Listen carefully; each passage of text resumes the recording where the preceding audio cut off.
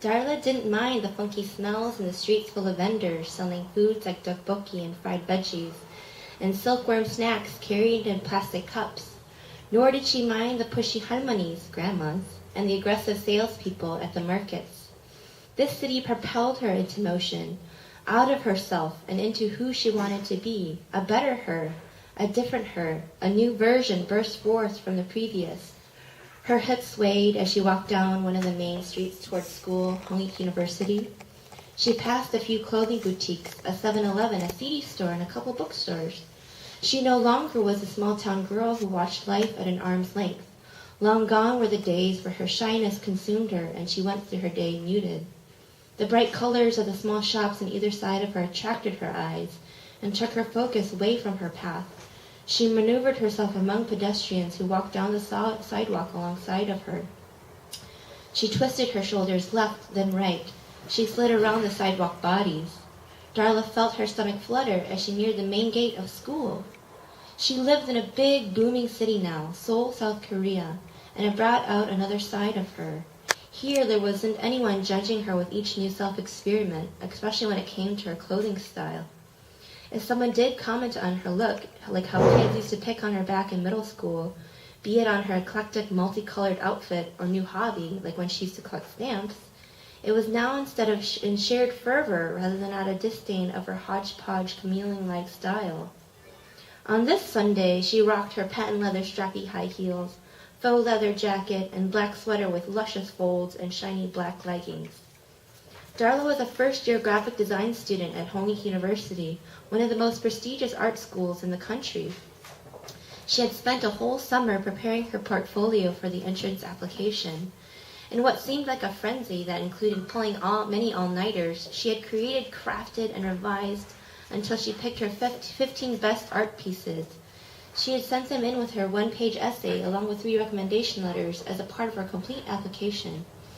And when she received her acceptance letter, she was so delighted. Screaming in her bedroom, dancing, calling all her girlfriends that night, her friends reciprocated her joy with laughter and giggles. "What are you going to do first?" her best friend Betsy asked. "What else? Buy some soju and celebrate," Darla squealed. Oh, it was a long way from Vashon Island, Washington, to Seoul, South Korea. At school, Darla was away from everything at home, and she lived for no one but herself. She walked around campus, anxious and wide-eyed, down the main pathway that was surrounded by sycamores, but with their bark mixed with splotches of white, gray, and light brown. While walking, she noticed a banner above the cafeteria written in Korean. Darla could decipher that it was from a group of international students. Could it be a group of students from foreign countries like her? Darla, with her heart fluttering, searched for the International Student Office and found it on the 2nd floor of the building adjacent to the Fine Art Building. She opened the doors of the International Student Office, optimistic and beaming, and started asking the lady at the front desk a bunch of questions. "How many students are involved?" The lady said, 20. "What sorts of activities do they partake in?" The lady said, "Movie nights, workshops, festivals, and many other activities." "Who can join?" she asked. "Anyone, especially if you're from abroad." Darla joined right away. At the second meeting of the International Student Group, Darla noticed a girl who had the same handmade earrings as hers. The girl wore a white tank top with a red and black plaid shirt with sleeves rolled up that made her look kind of boyish, but super rad. This girl also looked serious with her dark eyes and pale complexion. Was she Korean? A Korean from abroad, too? Darla wondered. Then when she saw the same gold hoop earrings with silvery clouds hooked on them, the same earrings that she had just bought in front of the main gate for 5,001, the ones that she was wearing at that moment, she knew they were kindred spirits. She imagined the two of them talking over tea or coffee, and if fate took its course, perhaps that would happen. Darla's stomach growled, and the girl turned towards her and chuckled. The girl with the earrings. She got up from her seat and approached Darla.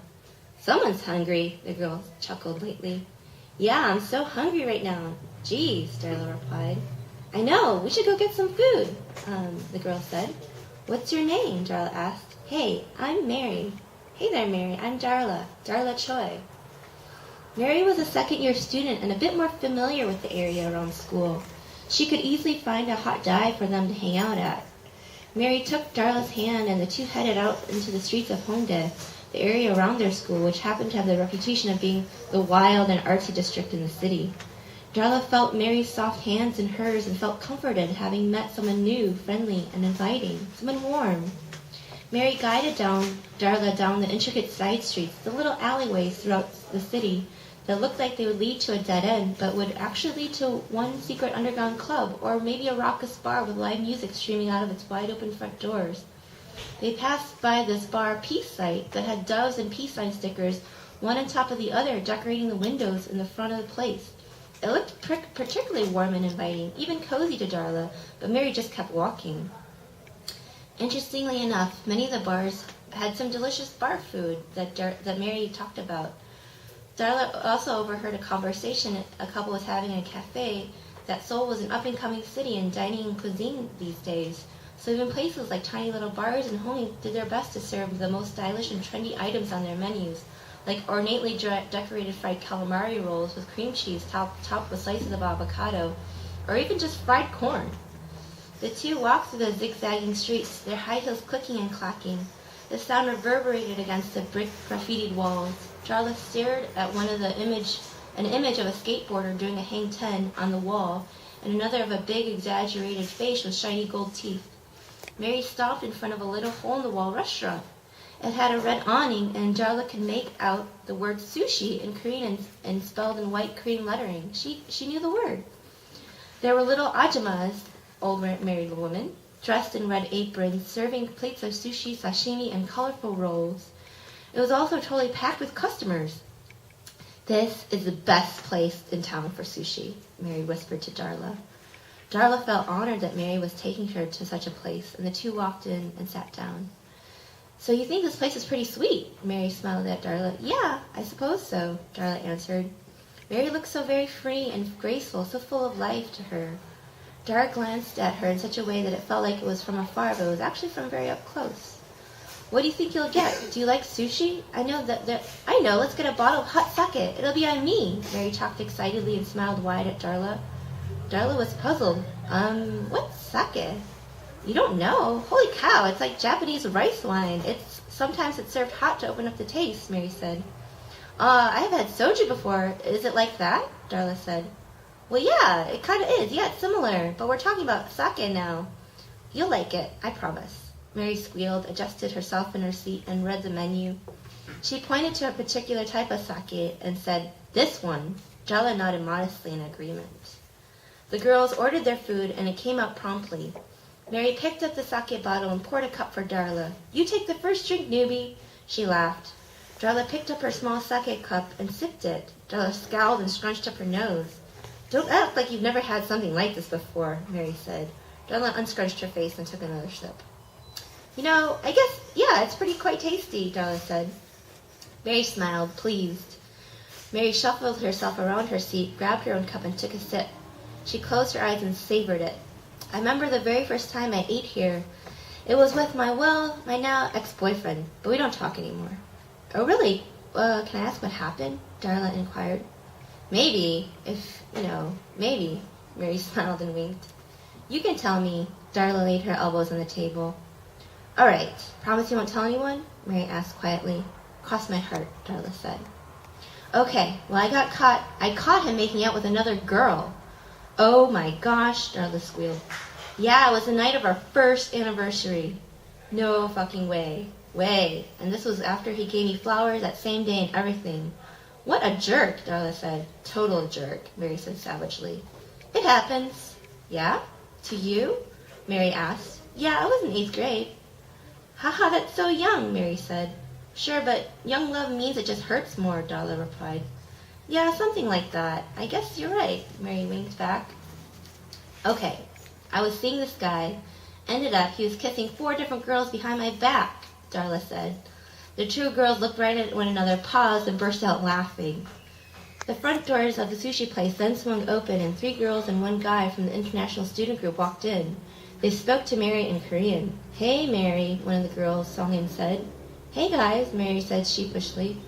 "What are you doing with this new girl?" the boy Sung asked. "Who? Her? What? I'm just showing her around. She's new to the school, sort of like a first year's orientation," Mary said. Darla could make out a few words of the conversation. Her Korean wasn't so good. She got the general gist of what was going on between the group and Mary, especially as the boy Sung talked to Mary. Darla felt a bit embarrassed at not being able to reply or interject and speak for herself.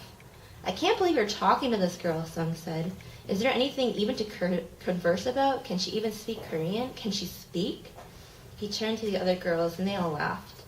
He turned back to Mary and said, "Lame, Mary, lame. Look, I told you it's only for orientation. Well, we're going to someplace else. This new girl gives me the wrong vibe." The group didn't even look to give Darla a second look and walked out of the restaurant. Mary stared after the group through the window. Darla's heart pounded in her ears a little. She sighed. After they left, Mary behaved peculiarly to Darla during the rest of her dinner with Mary. She felt that Mary was telling her things, but not the whole story. Mary's eyes would shift. She would look at Darla, then suddenly look away and downward. Darla wondered about this. It's normal for people who first meet each other to be polite and cordial, but Darla initially thought that there was something between the two of them, maybe a connection, as if they could confide into one another, but that wasn't happening here or now. She felt really hurt. "I guess she doesn't really want to open up to me," Darla thought to herself, consoling herself while walking home that night. Thank you.